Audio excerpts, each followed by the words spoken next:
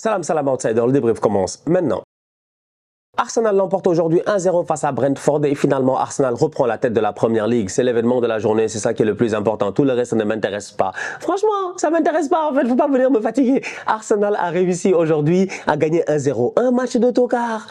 On va d'abord commencer par Aaron Ramsdale, le pauvre. Cette saison a été assez compliquée pour Aaron Ramsdale, vu que Aaron Ramsdale est notre gardien numéro 1. La saison passée, il a été excellent. Ramsdale nous a sauvés plusieurs fois. On se rappelle de matchs compliqués, que ce soit face à Liverpool, West Ham et tout. Tu avais un Ramsdale qui était là dans les buts, qui réussissait à faire des arrêts sensationnels. Malheureusement, Arteta en a décidé autrement. Il allait chercher David Raya. David Raya est arrivé. Automatiquement, Ramsdale a retrouvé le banc. Le problème, il est simple, c'est que quand tu as un gardien de but qui n'a pas fait d'erreur, qui a été plutôt bon, qui a été plutôt rassurant, quand du jour au lendemain tu perds ta place, il se peut aussi que tu perds ta confiance. C'est ce qui s'est passé aujourd'hui avec Aaron Ramsdale. Parce qu'Aaron Ramsdale a joué ce match face à Brentford tout simplement parce que David Raya était en prêt.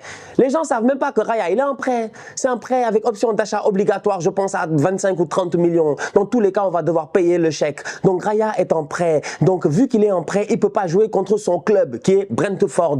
Donc Raya n'est même pas sur la feuille de match, c'est Ramsdale qui doit jouer. Ramsdale joue ce match, tu sens qu'il y a la pression. Ballon avec les pieds, dégage le ballon, il essaie de faire du Raya, essaie de faire des crochets. Heureusement, le ballon n'est pas rentré, sauvetage sur sa ligne de Declan Chep. Ramsdale doit faire lancer le ballon de la main, relance de la main. Malheureusement, il ne se gère pas. Tu as l'impression que, je sais pas, il est stressé, il rate sa relance. Heureusement, là encore une fois, que Arsenal s'en sort. En fait, Ramsdale n'a pas fait un bon match de football aujourd'hui. Oui, il garde son clean sheet, ça c'est très important. Arsenal n'encaisse pas de but, ça c'est très important. Mais la performance n'est pas rassurante. Donc aujourd'hui, il y a quelque chose à faire avec Aaron Ramsdale. Je ne sais pas ce qui va se passer lors du mercato d'hiver, mais ça me fait de la peine en fait. Donc voilà, ceci étant dit, Kai Havertz a marqué un but, c'est extraordinaire, un tocard. Un garçon qui cette semaine, personne n'a compris qu'est-ce qui se passe. Kai Havertz a joué latéral. Je dis bien latéral. Il a joué dans un poste de latéral avec l'Allemagne. En fait, le boy, on l'a acheté 65 millions pour qu'il soit défenseur. Moi, je ne comprends plus rien dans ma vie, sincèrement. Kai Havertz, on ne sait pas quel genre de joueur c'est. Quel poste il joue. Mais franchement, en fait, Kai, il joue quel poste? Il joue attaquant, il joue numéro 10. Mais 8, en tout cas, c'est pas clair. Il joue latéral avec l'Allemagne, il fait un match relativement correct. Il est même décisif. En fait, je veux comprendre, en fait, c'est quoi le positionnement de Kai Havertz. Aujourd'hui, il rentre sur le terrain, il vient claquer une tête en toute finesse. Kai finesse Havertz. Comme ça. Même en faisant la tête, il a fait un clin d'œil.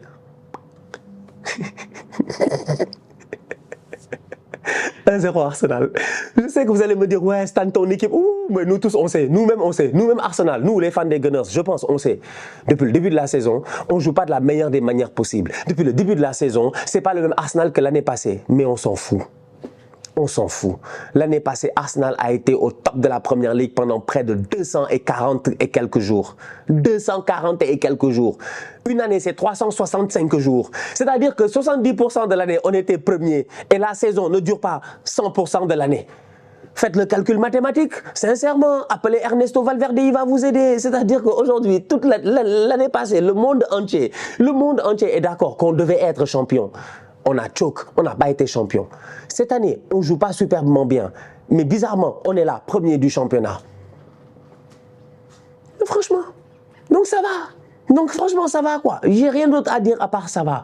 Declan Chep a fait son match. Martin Odegaard, bon, on attend ce que Odegaard reprenne encore un peu de la forme parce qu'Odegaard, on l'a connu beaucoup mieux que ces derniers temps. Donc j'ai hâte de voir ce que ça va donner dès cette semaine en Ligue des Champions. Gabriel Jesus, bon, ça a été difficile son match aujourd'hui, n'a pas été bon. Donc lui aussi, on va voir ce que ça va donner. En plus de ça, il a été encore une fois blessé il y a quelques temps. Donc vous savez, avec Jesus, c'est des hauts, c'est des bas. Donc on attend lui aussi de voir ce que ça va donner. Saka, Martinelli, ils peuvent faire beaucoup mieux, leur match n'a pas été excellent. Eddie Nketiah, ça a été difficile. En fait, ça veut dire que Arsenal n'a pas fait un bon match, mais Arsenal a gagné 1-0. Moi, personnellement, ça me rassure. L'année passée, on faisait tout le temps des bons matchs. On était tout le temps là à vendre du rêve. Tout le monde était heureux. Les gens allumaient leur télé pour regarder Arsenal. Wilou, lui-même me l'a dit. Chaque week-end, il avait hâte de regarder Arsenal. Mais maintenant, personne ne veut nous regarder, tant mieux. Ne nous regardez pas, laissez-nous sur l'arbre et on restera sur l'arbre. L'éléphant est de retour sur l'arbre. Belle victoire. Bon, victoire moyenne, correcte de la part des Gunners. 1-0 aujourd'hui face à Brentford.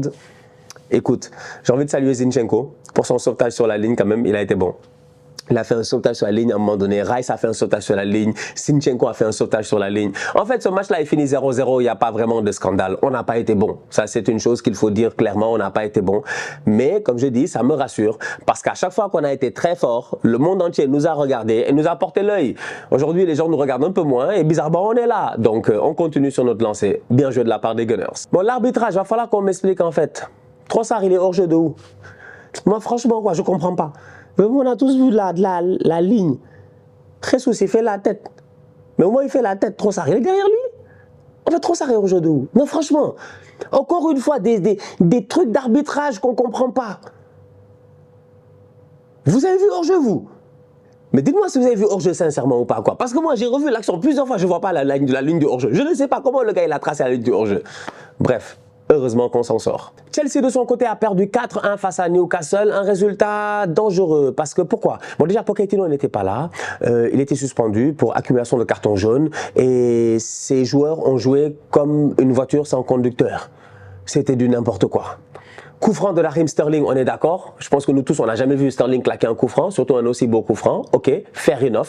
Il réussit à mettre un très beau ballon, à le cadrer et tout. Mais sinon, mis à part ça, en fait, la performance de Chelsea, elle est pas bonne. Elle est absolument pas bonne. Et ça, c'est vraiment dommage. Offensivement parlant, j'ai pas envie de beaucoup parler, mais la dernière fois, je vous l'ai dit, Nicolas Jackson est un joueur qui est un joueur de l'équipe nationale du Sénégal. Je lui souhaite tout le meilleur. On en a besoin en forme et en confiance lors de la Coupe d'Afrique des Nations. Cependant, la dernière fois, j'avais mis un petit bémol sur Jackson en disant c'est pas parce que tu as claqué. En fait, c'est comme Eddie Nketiah.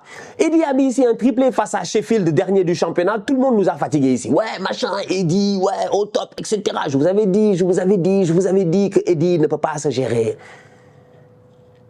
Franchement. Jackson, il a mis un triplé la dernière fois face à une équipe, je dis, à 9 contre 11 de Postecoglou. C'est bien. Il n'y a pas de problème. C'est bien de marquer des buts, c'est important.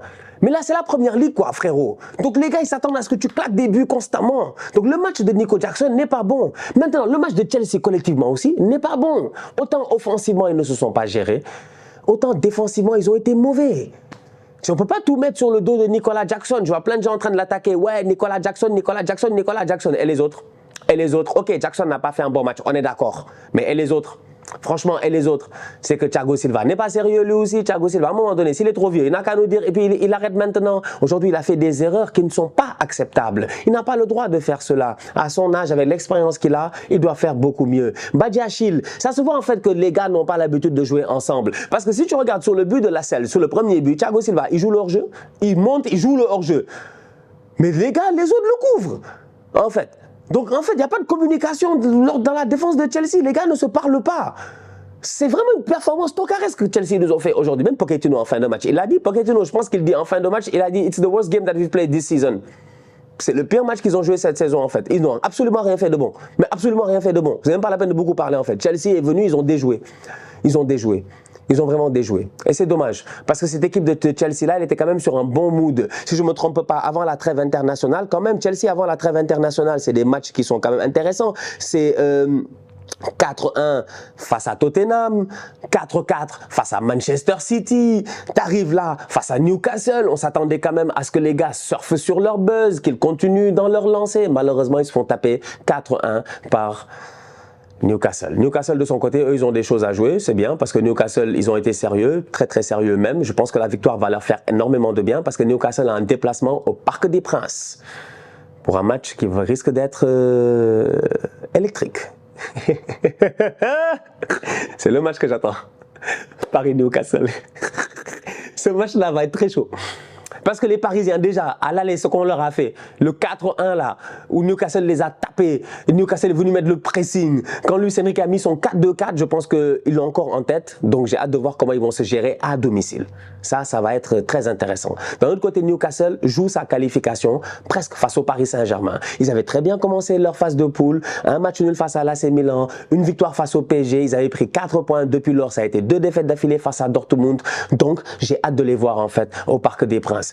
Almiron a fait un bon match. Gordon a fait un bon match. C'est là où j'ai envie de dire que Badiashile doit se gérer parce que le but que Gordon il marque, je m'attends à ce que le défenseur au moins il contrôle le ballon, colle le gars, ne lui donne pas cet espace-là en fait, tu vois. Il lui donne de l'espace et Gordon finalement, il en profite. Joe Wellington a raté une occasion, c'est un but. Il est tout seul au deuxième poteau, il doit mettre une tête, il met le ballon à côté, ça lui a tellement fait mal qu'il s'est mis à presser comme un fou. Il récupère le ballon sur Thiago Silva, il doit normalement mettre une petite frappasse. Pas besoin d'être aussi agressif, mais il a mis un point. Il a placé le ballon avec tout ce qu'il avait dans le cœur, il a célébré avec toute la rage qu'il avait, tellement ce raté en première mi-temps lui avait fait mal. Globalement parlant, franchement, Newcastle a fait un très bon match. Reece James a pris un carton jaune, un carton rouge bête. Carton rouge bête. Le premier jaune, le deuxième jaune. Ton équipe est en train de perdre, tu es capitaine. Garde ton sang-froid, laisse le gars partir. Il l'arrête, il prend un carton rouge. C'est-à-dire que, vraiment, Chelsea, ils ont fait des trucs que tu n'as pas compris. En fait, Chelsea, ces derniers temps, je ne les comprends pas. Franchement, je ne les comprends pas. Ils sont capables du meilleur comme du pire. C'est une équipe qui a vraiment du potentiel. Hein. Je reste convaincu que Chelsea a du potentiel parce que Chelsea a des joueurs très talentueux. Maintenant, il faut du temps à Pochettino, donc il faudrait que les supporters de Chelsea soient patients. La saison est encore longue. Peut-être que la saison prochaine sera meilleure. Peut-être que la deuxième partie de saison sera meilleure. Peut-être que quand Christophe Nkunku va venir, ce sera mieux. Mais aujourd'hui, ils n'ont pas été bons. Malheureusement, ils n'ont vraiment pas été bons. Newcastle en a profité. Belle victoire de la part des Magpies. 4-1. Prochain rendez-vous. Newcastle, Paris Saint-Germain. Mention spéciale au petit Miley. Oui, Miley. C'est pas Miley Cyrus, mais c'est Miley. Voilà. 17 ans.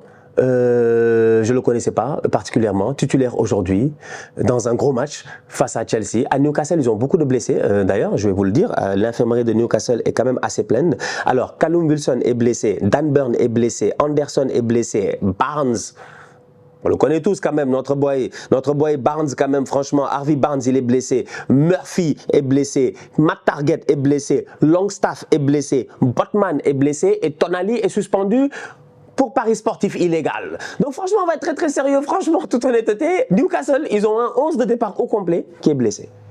Ça oblige Eddie Howe à faire jouer un gamin de 17 ans, Miley. Franchement, c'est un guerrier. Très belle passe. Plein de sang-froid. Ça a montré encore les espaces qu'il y avait entre Thiago Silva et Badiashile. Je ne comprends pas. Une défense de Chelsea tocaresque. La passe est magnifique. Alexander Isak réussit à se retourner calmement et à marquer son but. Donc, on va voir ce que ça va donner pour le reste, je dis bien, du championnat avec Chelsea et Newcastle. Mais c'était une belle rencontre et une rencontre qui a permis aux Magpies de reprendre la confiance, comme je disais, avant d'affronter le Paris Saint-Germain de Kylian Mbappé au parc. Non, excusez-moi, le Paris Saint-Germain d'Ousmane Dembélé, s'il vous plaît. Maintenant qu'il a marqué, c'est son équipe. Le Paris Saint-Germain d'Ousmane Dembélé au Parc des Princes. La famille, on se capte très bientôt pour une nouvelle vidéo. D'ici là, on continue à liker, on continue à partager, on s'abonne, on s'abonne, on s'abonne. On est ensemble, on reste en santé. C'est le plus important. Tous outsiders.